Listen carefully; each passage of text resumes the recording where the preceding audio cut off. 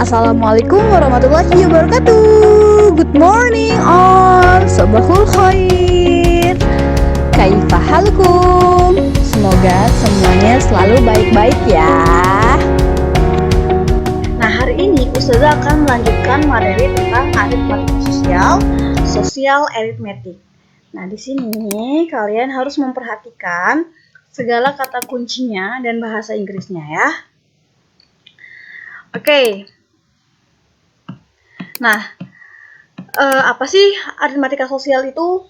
Aritmatika sosial itu adalah segala penerapan. Jadi, hitung-hitungan itu yang kita terapkan di kehidupan kita sehari-hari. Contohnya ketika kita membeli sesuatu, berbelanja, ada diskon, ada nanti misalnya kalau punya makanan ringan tuh ada tulisannya neto, berat bersih, dan segala hal yang berhubungan dengan itu semua. Ya. Dan itu ada hitung-hitungannya. Terus karena ada hitung-hitungannya, jadi kalian perlu mengetahui beberapa hal di materi sebelumnya, yaitu materi tentang aljabar dan operasi hitung pecahan dan desimal. Nah, ini sangat diperlukan nih untuk mempelajari aritmatika sosial, karena dia memang aritmatika kan, hitung-hitungan. Jadi harus fasih dulu dalam berhitung, mengalihkan, membagi, pecahan, kayak gitu, desimal, dan lain sebagainya. Oke, nah ini ada nilai keseluruhan dan nilai per unit. Contohnya nih, kan kalau misalnya ada laptop harganya 5 juta, terus dia malah mau beli 25 laptop. Berapa total semuanya? Kalian perlu mengalihkan, melipat gandakan yang tadinya cuma 5 juta, jadi ada 25. Nah, 25 ini karena dilipat gandakan, berarti dikali segala sesuatu yang ditambah, itu tuh dikali untuk tahu harganya. Sehingga 25 dikali dengan 5 juta ya. Sehingga 25 ini dikali dengan 5 juta. Terus untung dan rugi. Nah, biasanya kan kalau kita belanja nih atau kita mau orang jualan, ada untung ada ruginya kayak gitu. Nah, jadi penjualan tuh bisa untung bisa rugi. Gimana kalau untung? Kalau untung tuh ini harga penjualan itu lebih besar dari harga pembelian kayak gitu. Dia jualnya lebih banyak daripada dia harga membeli atau modal awal, original cost. Nah, ruginya. Rugi dikatakan rugi kalau dia itu udah beli barang terus dia jual, tapi harga penjualnya lebih sedikit daripada dia beli kayak gitu. Oke. Nah, terus jadi besarnya keuntungan itu adalah harga jual ini harga jual dikurangi dengan harga beli kayak gitu. Sedangkan besarnya kerugian itu adalah harga belinya dikurangi harga jual, itu karena belinya tadi lebih banyak daripada harga jual. Contohnya ini deh, nomor 2 langsung sudah kasih contoh. Imam bought a second-hand bicycle for 720,000 rupiah. Ya, after he repaired, he sold the bicycle. If the repairing cost is 50,000, how much did Imam ya seharusnya. How much Imam sell it to get 150,000 rupiah profit. Jadi maksudnya Imam ini kan beli sepeda bekas, harganya tuh 720.000. Nah, setelah dia membelinya, dia jual lagi. Jadi dia jual itu dengan ada harga ini ya, dia perbaiki dulu 50.000 kayak gitu. Berapa dia itu harus menjual supaya si Imam ini dapat untung 150.000 kayak gitu. Jadi jawabnya diberikan, given itu diberikan ya. Given diberikan buying price itu 720.000 kan, harga belinya tadi. Terus dia benerin 50.000. Kayak gitu. Tapi dia mau dapat untung 150.000. Berapa dia harus jual? Jadi kan ini. Jadi berapa dia harus menjual sehingga Caranya itu adalah buying price. Dia tuh buying price ini 720.000 tadi ditambah dulu dengan profitnya. Profitnya kan dia mau 150.000. Berarti padahal buying price-nya ini ada harga dia beli dan ada dia memperbaiki kan. Sehingga ini ditambah 720 tambah 50. Totalnya ini kan ditambah dengan untungnya dia mau berapa segini. Sehingga dia itu harus jual sepedanya dengan harga 920.000. Kayak gitu. Nah, ini nanti bisa udah ya kemarin dikerjakan beberapa. Nah, sekarang bagaimana kalau persentase untung dan persentase rugi? Ya, percentage profit and percentage loss. Jadi sebelumnya kan udah tahu nih cara cari untung dan rugi. Nah, jadi untuk mencari persentase karena dia dijadikan ke persen, makanya dikali 100%. Di sini 100%. Nih 100% kan.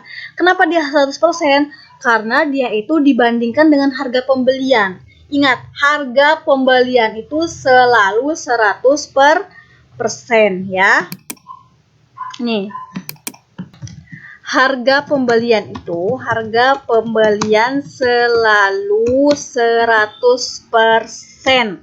Jadi kalau dikali di sini 100%, pasti di bawah sini tuh harga pembelian. Nggak boleh untung, nggak boleh harga jual. Oke? Kalau di sini 100%, berarti di bawah sini adalah harga pembelian. Kayak gitu. Begitu juga dengan rugi. Berapa banyak ruginya dihitung dulu per harga pembelian dikali 100%. Ini dikali 100% karena harga pembelian tadi. Dia itu selalu 100%. Ya. Kayak gitu. Oke. Lanjutkan. Nah, contohnya nih, seorang pedagang membeli seekor sapi dengan harga 7.500.000. Kemudian dia jual dengan harga 8 juta. Berarti untung kan? Dari 8 juta ke 7 juta, dari 7.500.000 ke 8 juta. Berarti dia tuh untung. Berapa untungnya? Dikurangi 8 juta. 8 juta ini dikurangi dengan, jadi ini 8 juta dikurangi 7.500.000 sama dengan 500.000. Itu dia untungnya. Nah, bagaimana mencari persentase untung? Berarti tinggal untungnya tadi berapa? 500.000 dibagi harga pembeliannya 7.500.000 dikali dengan 100%. Sederhanakan ini, sama-sama ini dicoretkan nolnya nih. 50, 50 atas bawah coret 5/75 dikali 100%. Sederhanakan lagi, sama-sama dibagi 5. 5 bagi 5 1, 75 bagi 5 15. 1/15 kali 100%, hasilnya 6,67%. Sehingga persentase keuntungan pedagang tersebut adalah 6,67%. Atau bisa juga ubah ke 7% karena dia lebih dekat dengan 7, 6,6. Jadi kan lebih besar kan, lebih besar dari 5 komanya, sehingga dibulatkan ke atas. Jadi dari 6 ke 7. Jadinya 7%.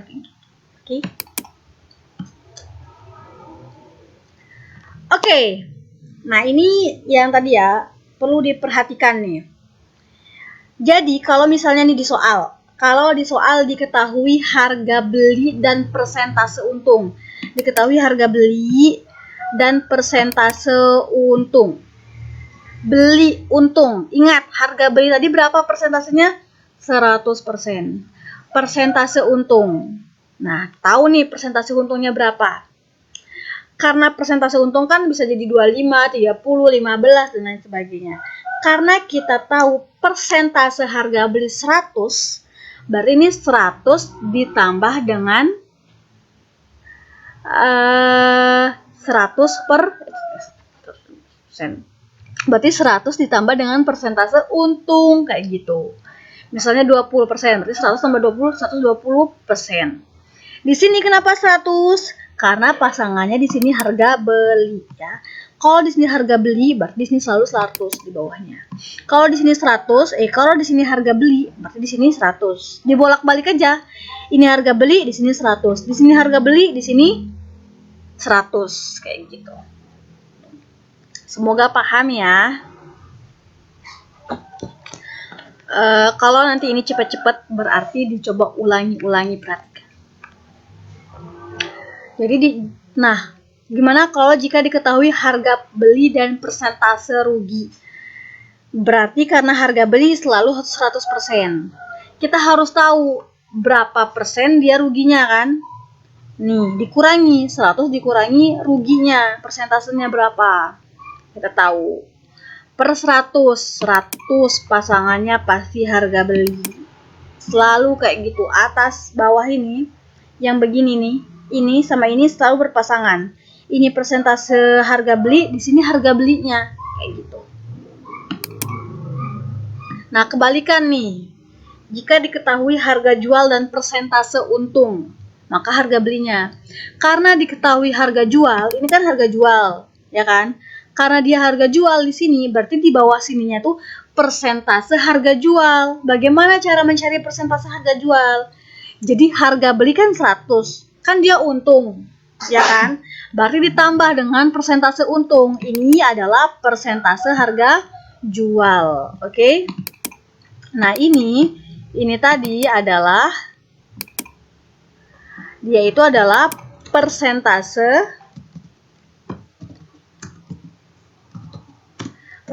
harga jual, ya. Karena 100 ditambah dengan persentase untung. Di sini pasangannya jual juga, harga jual kayak gitu. Karena dicari harga beli berarti di atas 100 karena persentase harga beli selalu 100. Bagaimana kalau dia rugi? Berarti di sini itu adalah berarti di sini itu adalah persentase rugi. Karena kalau rugi itu berarti kan kurang dari 100%, makanya 100 dikurangi persentase ruginya. Nah, di sini harga jual tapi dia rugi, makanya dikurangi 100 dikurangi harga rugi, gitu, persentase rugi. Di sini 100. Kenapa di sini 100? Karena pasangannya yang dicari di sini harga beli, ya, kayak gitu. Nah, jadi di sini harus paham banget perbandingan di bab selanjutnya. Di sini harga beli, persentase beli. Di sini harga jual, di sini persentase harga jualnya yang dia itu rugi. Begitu. Nah, terus contohnya nih, Rizky membeli sepeda dengan harga 720.000. Berapakah harga jualnya jika ia menginginkan untung sebesar 15%? Dia kan mau untung 15% nih, ya kan? Ini dia mau untung 15%. Nah, padahal kalau dia mau untung 15%, berarti persentase jualnya dia berapa? Berarti persentase harga jualnya adalah, kan otomatis kita udah punya uang 100% gitu kan untuk beli. Padahal dia mau untungnya 15. Berarti dia harus jualnya itu 100 ditambah dengan 15, jadinya 115%. Itu dia persentase harga jualnya. Oke? Nah, ini kan persentase untung 15%. Nah, sehingga di sini 100 ditambah persentase untung karena kita pengen tahu persentase jual. Ya, harga jual yang kita cari.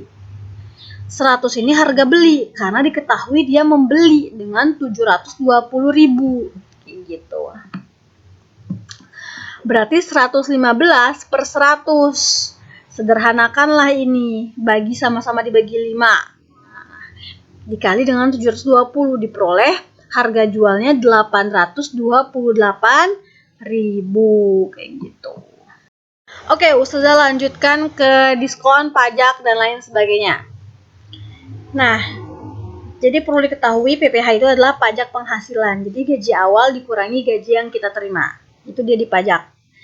Jadi kalau pajak pertambahan nilai, harga beli konsumen dikurangi harga awal. Adapun diskon itu kan potongan harga. Kata lainnya itu rabat. Jadi kalau kita mau beli barang, terus harganya berkurang, berarti kita dapat diskon. Cara mencarinya adalah diskon sama dengan harga awal dikurangi harga yang dibayar. Contohnya kan Bapak Sulaiman bekerja di kantor lurah. Beliau itu mendapat gaji 3 3 juta per bulan. Nah, dengan penghasilan tidak kena pajaknya itu 1.200.000. Jadi yang nggak boleh yang beliau murni dapat tuh 1.200.000 nggak kena pajak. Sisanya kena pajak. Sisanya kena pajak itu 12%. Jadi berapakah besar gaji Pak Sulaiman yang diterima? Yang bersih dia terima. Nah, berarti yang kena pajak berapa? 3 juta dikurangi 1.200.000, 1.800.000 kan? Nah, 1.800.000 ini yang kita kali dengan 12% karena dia yang kena pajak. Berapa kena pajaknya? 12%. 12% dikali 1.800.000 dikali harga. Jadi totalnya 216.000. Nah, sehingga pajaknya kan 216.000. Total tadi gaji kan 3 juta. Berarti 3 juta dikurangi 216.000. Berarti beliau itu menerima gaji sebesar 2.784.000 kayak gitu ya. Selanjutnya bruto, neto, dan tara. Contohnya nih, neto itu kan berat bersih. Berarti dia itu cuma berasnya doang. Ya, berat berasnya doang. Kalau bruto, berat beras ditambah berat karungnya. Jadi neto ditambah tara. Kalau tara itu cuma berat bungkusannya doang. Contohnya berat karungnya aja, ya. Berarti bruto dikurangi neto, sedangkan neto bruto dikurangi tara. Tararam. Nah, ini contoh-contohnya ya. Kalau bruto 200, neto 198,5. Berarti taranya 200 dikurangi 198,5. Hati-hati ketika mengurangi koma ya. Perhatikan yang di atasnya. Kalau brutonya 50, terus taranya 0,25, berapa netonya? Berarti 50 dikurangi 0,25. 49,75. Saya cari sendiri contohnya. Oke? Oke, sekian dari Ustazah. Setelah ini akan Ustazah berikan contoh soal dan dikumpulkan hari apa ya? Hari ini langsung kumpulkan. Okay, thank you for your attention. I hope you can answer your exercise